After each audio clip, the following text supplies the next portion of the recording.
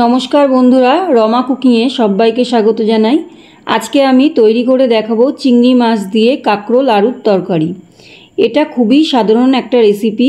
এই রেসিপিটা অনেকেই তৈরি করে থাকেন, তবে আমি কিভাবে বাড়িতে তৈরি করে থাকি সেই রেসিপিটা আজ আমি আপনাদের সাথে শেয়ার করছি। চলুন দেখে নেওয়া যাক রেসিপিটা। গ্যাস অন করে একটা কড়াই বসিয়ে দিয়েছি। কড়াইয়ের মধ্যে দিয়ে দিচ্ছি কিছুটা সাদা তেল। তেলটা গরম করে নেব। তেলটা গরম করে নিয়েছি।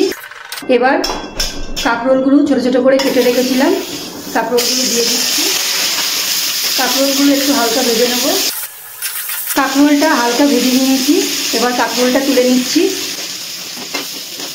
এই তেলেই কেটে রাখা আলুগুলো ভেজে নেব।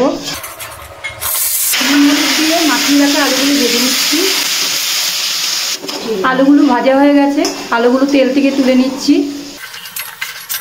এখানে একটু চিংড়ি মাছ আছে। চিংড়ি মাছগুলো ভালো করে ছাড়িয়ে ধুয়ে নুন হলুদ মাখিয়ে রেখেছি। চিংড়ি মাছগুলো তেলে ভেজে নিচ্ছি। চিংড়ি মাছগুলো হালকা করে ভেজে নিয়েছি। এবার তেল থেকে মাছগুলো তুলে নিচ্ছি। এই তেলে দিয়ে দিচ্ছি অল্প একটু সাদা জিরে ফোড়ন, আর দিয়ে দিচ্ছি একটা শুকনো লঙ্কা। এবার একটু নাড়াচাড়া করে নেব।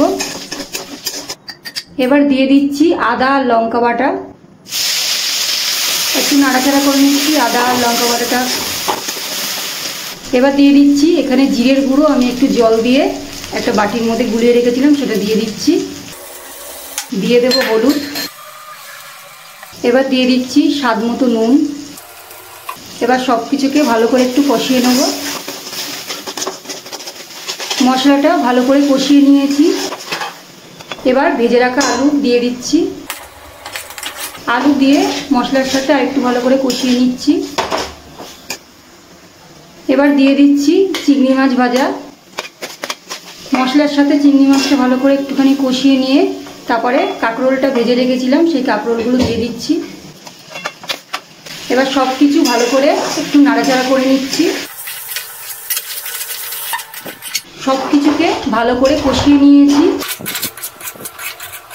এবার দিয়ে দিচ্ছি এর মধ্যে পরিমাণ মতো জল। জল দিয়ে একটু নাড়াচাড়া করে নিচ্ছি।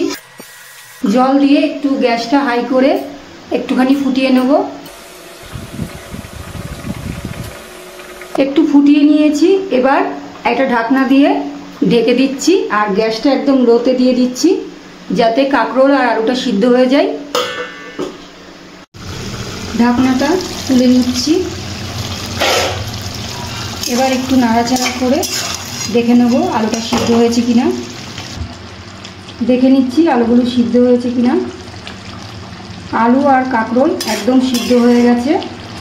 আমি ঝোলটা আর বেশি টানাচ্ছি না, এরকমই রেখে দিচ্ছি। একটা পাত্রে নামিয়ে নেব। গ্যাসটা অফ করে দিচ্ছি। আমার রান্নাটা একদম হয়ে গেছে। এই রেসিপিটা একবার বাড়িতে বানিয়ে গরম ভাতের সাথে খেয়ে দেখবেন, দারুণ লাগে। আমার এই রেসিপিটা কেমন লাগলো কমেন্ট করে জানাবেন। ভালো লাগলে লাইক করবেন। চ্যানেলে নতুন বন্ধু হয়ে থাকলে চ্যানেলটিকে সাবস্ক্রাইব করে পাশে থাকবেন। ভিডিওটি শেষ পর্যন্ত দেখার জন্য অসংখ্য ধন্যবাদ।